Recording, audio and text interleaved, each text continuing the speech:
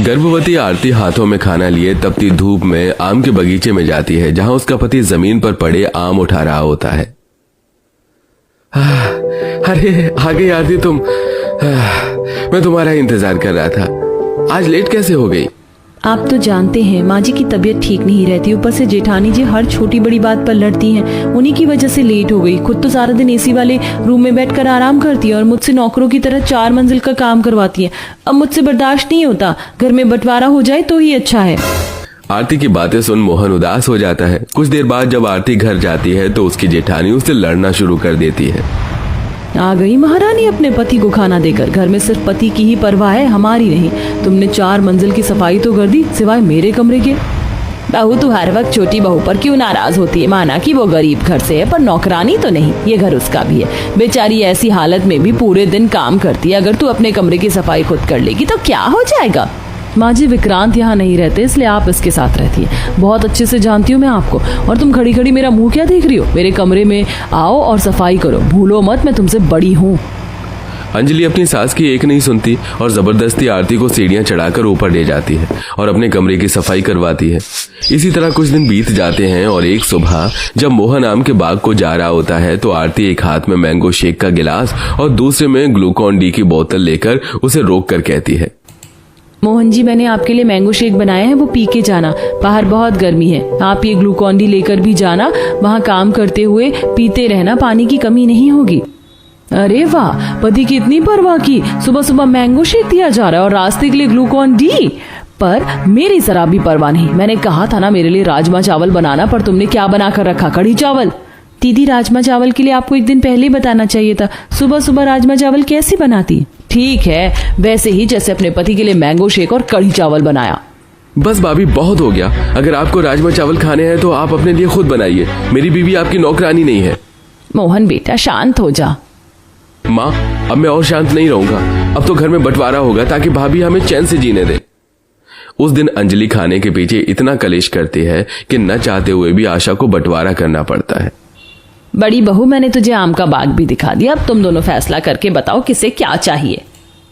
बताना क्या है माँ जी? 4 मंजिल का घर मैं रखूंगी, आप इन गरीबों को आम का बाग दे दीजिए। मैं आम के बाग में नहीं रह सकती। ये आप मेरी प्यारी देवरानी और देवर को दे दो। वैसे भी देवर जी ज्यादा समय यहीं रहते हैं। कोई बात नहीं माँ, वैसे भी सारा दिन यहीं रहता हूँ। मैं और आरती अपना गुजारा कर लेंगे। हाँ माँ जी, मुझे इस आम के बाग में रहने में कोई दिक्कत नहीं है। आप दे दीजिए जेठानी जी को वो 4 मंजिल का ससुराल। इस तरह बंटवारा हो जाता है। बंटवारे के बाद मोहन सारा सामान लेकर आरती को लेकर आम के बाग में जाता है, जहां दोनों पति पत्नी मिलकर अपने छोटे से घर की सफाई करते हैं और देखते हैं कि घर की खिड़की से एक आम की शाखा घर में आ रही है।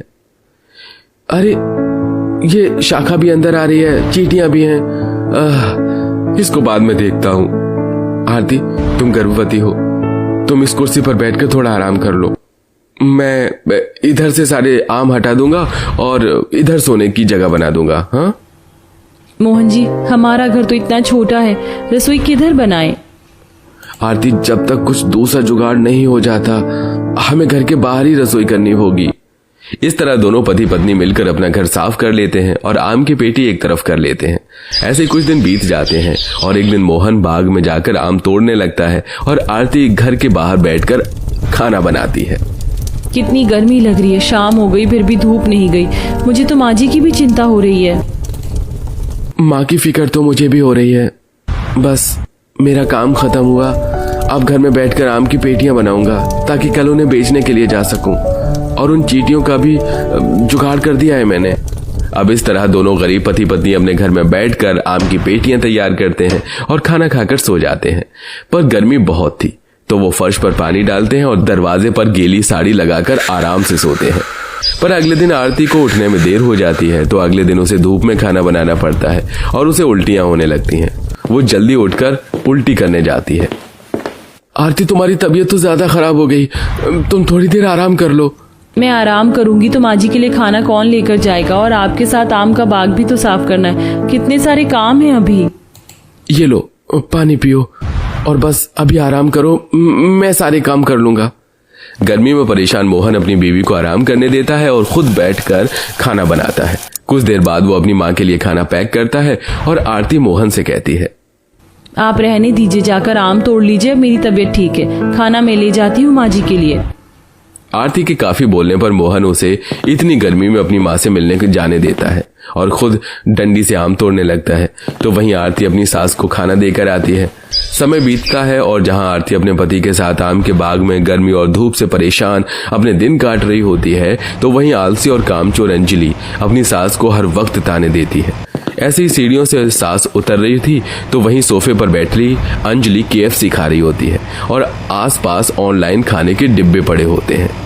बहू, जब से आरती बहू गई है घर तो कबाड़ खाना हो गया है। तू तो बस बाहर से खाना ऑर्डर करके खाती है और AC में आराम करती है। मैं बुढ़िया 4 मंजिल आखिर कितना साफ करूंगी? पिछले 1 हफ्ते से घर साफ नहीं किया। क्या बात है? माँ जी के जाने के बाद भी हर समय आप बस अपनी छोटी गरीब बहू के ही गुण गाती हैं। अरे इतना ही प्यार था उससे तो उसके साथ चली जाती ना। और रही घर के कामों की बात, नौकरानी ढूंढ रही हूँ और आपका खाना आपकी बहू लेकर आ रही है ना, फिर क्यों इतना मुंह बना रही हैं आप? अंजलि अपनी सास को ताने देने के साथ सारे गंदे बर्तन और रैपर वहीं जमीन पर गिराकर चली जाती है, जिसे बेचारी आशा उठाती है और खुद सीढ़ियां चढ़कर अपने कमरे में जाती है और अपने कमरे में AC चलाकर बैठ जाती है। समय यूं ही गुजरता है और एक दिन 3 मंजिल की सीढ़ियों से उठकर अंजलि नीचे आती है। अरे माँ जी, अपने कमरे की सफाई कर रही हो तो मेरे भी कमरे की थोड़ी कर दो। मेरा भी कमरा गंदा हो रहा है। बहू, आज मेरी तबीयत ठीक नहीं है, मैं कोई सफाई नहीं कर पाऊंगी। तू जरा रसोई से मेरे लिए 1 गिलास नींबू पानी बना कर ले आ। क्या इतनी गर्मी में मैं नींबू पानी बना कर लाऊं आपके लिए? मेरे बस की नहीं है। आपकी जब वो गरीब बहू आपको खाना देने आएगी तो उसी से कह देना। इतना बोलकर जैसे अंजलि वहां से जाने लगती है, वो देखती है कि आशा बेहोश होकर जमीन पर गिर गई।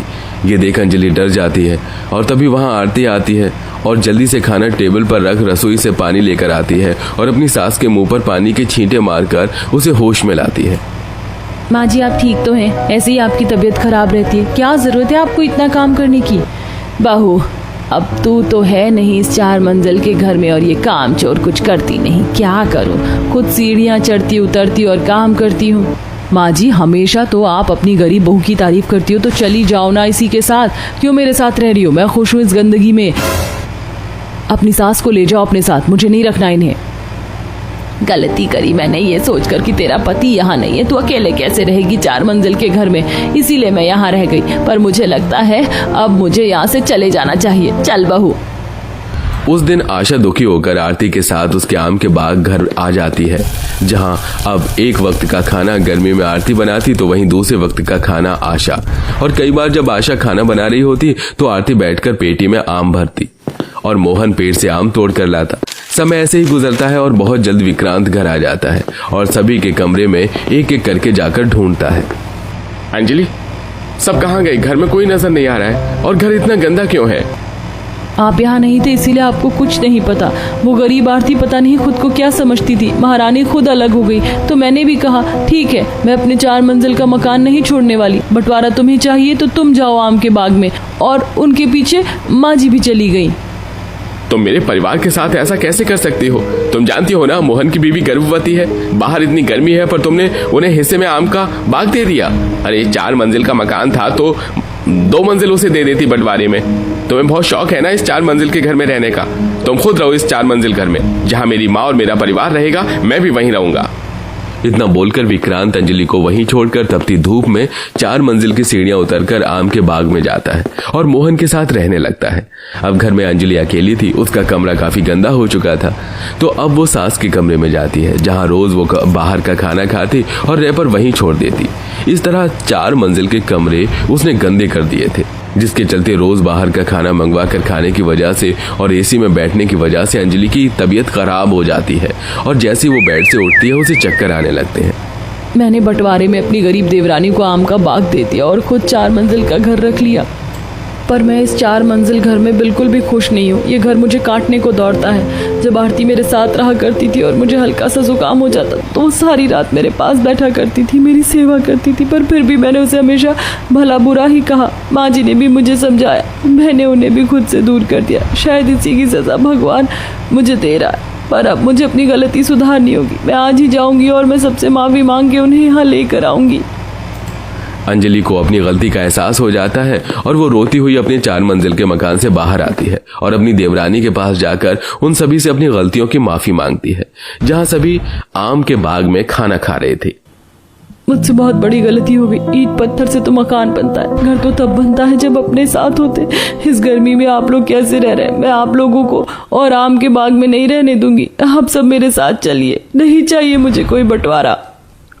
अंजलि के माफी मांगने पर सब उसे माफ कर देते हैं और अपने 4 मंजिल के घर में जाते हैं, जहां आरती एक बहुत ही प्यारे से बच्ची को जन्म देती है और पूरा परिवार एक साथ हंसी खुशी रहता है। निशा, मैंने तुझे अपनी रसोई की कुछ फोटो भेजी है, देखी तूने? मेरी रसोई कितनी अच्छी है ना?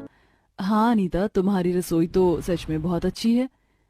अब तो यकीन हो गया होगा ना तुझे कि मेरी शादी कितने बड़े घर में हुई है। अच्छा मैं रखती हूँ, बाद में तुझे वीडियो कॉल करके दिखाऊंगी अपना पूरा ससुराल। इतना बोलकर अनीता फोन रख देती है और निशा पुरानी यादें सोचकर खुद से कहती है, जब अनीता की शादी हुई थी तो उसने मुझे बहुत सारी फोटोज दी थी अपनी रसोई की। बड़ा बन रही थी ना, आज मैं उसे भेजूंगी अपनी रसोई की फोटो। निशा अपनी दोस्त को चढ़ाने के लिए उसी रात जब सब सो रहे होते हैं तो फोन लेकर कमरे से बाहर रसोई में आती है और अपनी लग्जरी रसोई देखकर काफी खुश होती है। मेरी रसोई तो मेरी दोस्त की रसोई से काफी सुंदर है। अब तो मैं फ्रिज के पास, दीवार के साइड, चूल्हे के पास, हर जगह खड़े होकर फोटो खींच कर दूंगी उसे। इतना बोलकर निशा फ्रिज के पास खड़ी होकर फोटो लेती है और अपनी दोस्त को व्हाट्सएप कर देती है, जिसके बाद वो बर्तनों के पास खड़ी होकर एक सेल्फी लेती है और अपनी दोस्त को व्हाट्सएप करती है। कुछ देर बाद वो रसोई में चूल्हा ढूंढती है पर उसे कहीं गैस चूल्हा नजर नहीं आता। चूल्हा कहाँ चला गया? चूल्हे के साथ भी एक फोटो लेनी थी। आखिर उसे भी तो पता चले कि मेरा ससुराल भी कितना अमीर है और मेरे घर में कितना महंगा चूल्हा रखा है।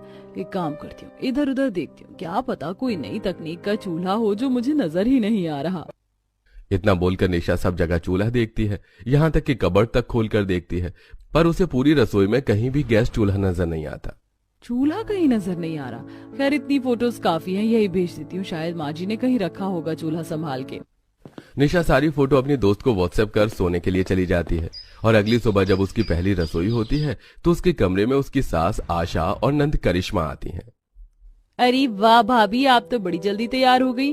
वैसे मैं यहाँ आपका ऑर्डर लेने आई थी, तो बताइए आपको क्या खाना है? क्या? मेरे खाने का ऑर्डर? पर आज तो मेरी पहली रसोई है, खाना तो मैं बनाऊंगी।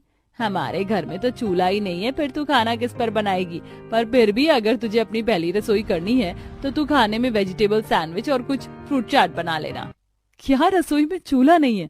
बिना चूल्हे के खाना कैसे बनेगा? और पहली रसोई में ये सब कौन बनाता है? हाँ भाभी, पिछले कई सालों से हमारे घरों में चूल्हा नहीं चला, इसीलिए हम लोग बाहर से खाना मंगवा कर खाते हैं, क्योंकि घर में एक ही चूल्हा था माँ का, वो भी अब सही से नहीं जलता और अब हमें बिना चूल्हे के खाने की आदत पड़ गई है, तो हमें ज्यादा फर्क भी नहीं पड़ता। इतना बोलकर करिश्मा और आशा वहां से चले जाते हैं, जिसके बाद निशा रसोई में जाकर फोन में बिना गैस का इस्तेमाल किए सैंडविच बनाना देखती है और बनाती है। पहले वो एक ब्रेड पर केचप लगाती है, फिर कुछ गोभी के पत्ते, टमाटर, खीरा रखकर उसके ऊपर मेयोनी लगी एक ब्रेड रखती है और उनको काट लेती है। इसके बाद कुछ केले लेकर उसमें ड्राई फ्रूट्स डालकर मिक्सर में बनाना शेक बनाती है। साथ ही फिर से कुछ फ्रूट निकाल कर उन्हें छीलती है और उनके छोटे छोटे टुकड़े करके उनके ऊपर चाट मसाला डालती है और बाहर सबके लिए लेकर आती है, जहां सब पहले से ही होटल का खाना खा रहे होते हैं। माँ जी, पापा जी, आप तो ये बाहर का खाना मत खाइए, आपकी सेहत के लिए सही नहीं। अरे बहू, तुम फिक्र क्यों करती हो? पिछले कई सालों से खा रहे हैं हम बाहर का खाना। अच्छा हुआ जो तुम सैंडविच और बनाना शेक लेकर आ गई। आज के खाने में मिर्च बहुत है, सैंडविच और शेक से नाश्ता करना पड़ेगा। बिना चूल्हे का अच्छा नाश्ते का ऑप्शन बनाया है तुमने। इतना बोलकर सभी लोग खाने के साथ वेजिटेबल सैंडविच, फ्रूट चाट खाते हैं और बनाना शेक पीते हैं। कुछ देर बाद उनके साथ निशा भी खाना खाती है। इसी तरह 2 दिन बीत जाते हैं और अब वो सोच में थी कि बिना चूल्हे के डिनर में क्या बनाए, तो वो फिर फोन में देखती है। इतने में उसकी नंद आ जाती है। नाश्ते में तो बिना चूल्हे की चीजें बन जाती है, पर डिनर में क्या बनाऊं? आज हम बाहर से कुछ नहीं मंगवा रहे, पूरा दिन हैवी हो गया आज तो। आज कुछ हल्का खाने का मन कर रहा है सबका। एक काम कीजिए, बीन्स की फली का सलाद बना लीजिए, यूट्यूब पर देखना मिल जाएगा, और जो आपको ठीक लगे। मैं जाती हूँ। पता नहीं कब इस घर में चूल्हा आएगा। अब क्या बनाऊं बिना चूल्हे के? काम करती हूँ, आज डिनर में बिना तड़के वाला पोहा बना लेती हूँ और बीन्स का सलाद देखती हूँ। क्योंकि घर में चूल्हा नहीं होता, इसलिए निशा किचन में जाकर थोड़े से चूरा पानी में भिगो देती है और उनके ऊपर मूंगफली, धनिया, नमक, लाल मिर्च पाउडर और नमकीन डालकर पोहा बनाती है। फिर बीन्स की फली को लंबा लंबा काट कर उसमें नीचे हरी मिर्च, प्याज डालकर मिक्स कर देती है और सबको देती है। नॉट बैड भाभी, आप बिना चूल्हे के भी बहुत कुछ बनाना जानती हैं। बहू, बहुत अच्छे पोहे बनाए तुमने, मेरा तो पेट भर गया, और ये सलाद भी। डिनर में पोहा पहली बार खाए हैं, ये हल्के भी हैं और पेट भी भर गया। मैं तो चला अपने कमरे में सोने। घर वालों का तो पेट भर जाता है और सब चले जाते हैं अपने कमरे में, पर बेचारी निशा का नहीं। इन सब का पेट कैसे भर जाता है कच्चा पक्का खाकर? बिना खाना खाए तो मेरा पेट ही नहीं भरता। पेट में चूहे कूद रहे हैं। काम करती हूँ, सलाद काट लेती हूँ और थोड़े से झालमुरी और मैंगो शेक बना लेती हूँ। इतना बोलकर निशा फिर से रसोई में जाती है और अपने लिए थोड़े से सलाद काटती है। साथ में मुरमुरे में नमकीन, नींबू, तेल, नमक डालकर झालमुरी बनाती है और खाती है। वहीं हर दिन पूरा परिवार बाहर से खाना मंगवा कर खाता है, जिस वजह से निशा परेशान होने लगती है। बहुत हो गया रोज रोज बाहर का खाना। अब मेरा मन नहीं करता बाहर का खाना खाने का, और घर में बिना चूल्हे के आखिर मैं कब तक ये तरह तरह के सलाद, शेक, पोहे, झालमुरी, फ्रूट चाट से पेट भरूं? मुझे घर का खाना है। भाभी, हमारे घर में बस एक ही चूल्हा है जो माँ अपने मायके से लाई थी, पर वो खराब हो चुका है, और जब से वो खराब हुआ है तब से हमारे घर में कोई दूसरा चूल्हा नहीं आया। माँ ने लाने ही नहीं दिया।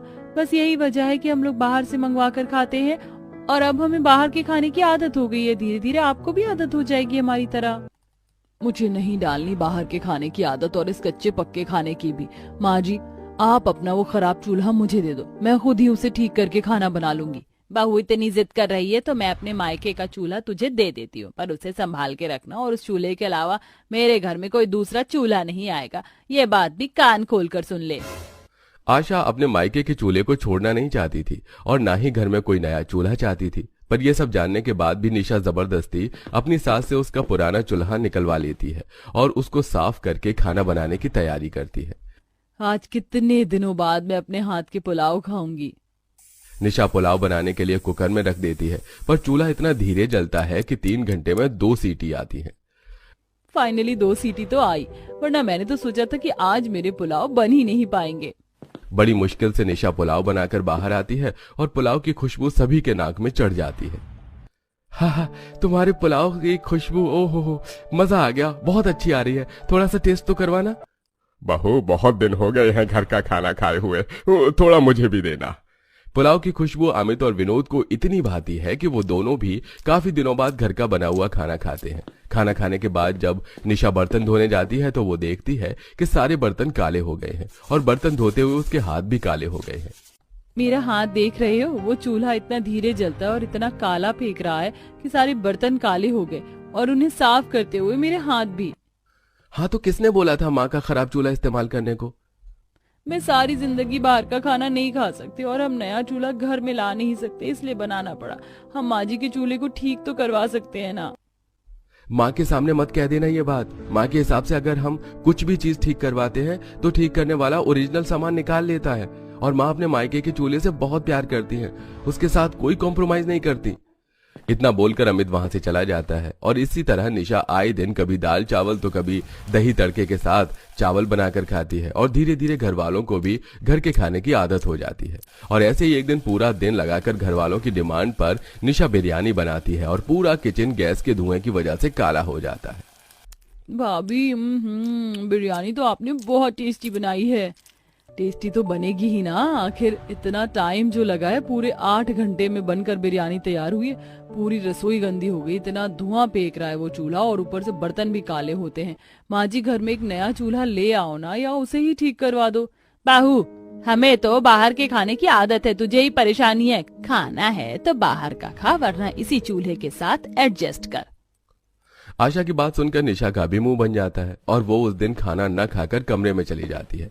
इसी तरह 2 दिन बीत जाते हैं, पर ना तो निशा खाना बनाती है और ना ही कुछ खाती है, और रसोई भी साफ नहीं करती। अब तो घर वालों को भी घर के खाने की आदत हो चली थी, इसलिए वो सब उस चूल्हे पर खाना बनाने का ट्राई करते हैं, और उसके धुएं और आराम से चलने से वो सभी परेशान हो जाते हैं। और वो लोग आशा से कहते हैं, माँ, पिछले 7 सालों से घर में खाना नहीं बना, अब तो एक चूल्हा आने दो, और किचन भी गंदा पड़ा है, मुझसे नहीं होता साफ। हाँ भाग्यवान, इतनी लंबी उम्र तो इंसानों की भी नहीं होती जितना तुमने उस चूल्हे को जला लिया। अब समय आ गया है नया चूल्हा आने का। सही कह रहे हैं आप, कुछ भी चीज एक समय तक ही चलती है। अब तो मुझे भी बहू के हाथों के खाने की आदत हो रही है। आज ही हम बहू के लिए गिफ्ट के तौर पर नया चूल्हा लेकर आते हैं और उसकी नाराजगी खत्म करते हैं। इतना बोलकर पूरा परिवार मार्केट से एक नया चूल्हा लेकर आता है और किचन की सफाई करके निशा की आंखों पर पट्टी बांधकर उसे रसोई में ले जाकर उसे गिफ्ट के तौर पर चूल्हा देते हैं, जिसे देख निशा काफी खुश होती है और उस दिन वो सबके लिए नए चूल्हे पर कढ़ी चावल, पराठे, बिरयानी, लस्सी जैसे पकवान बनाती।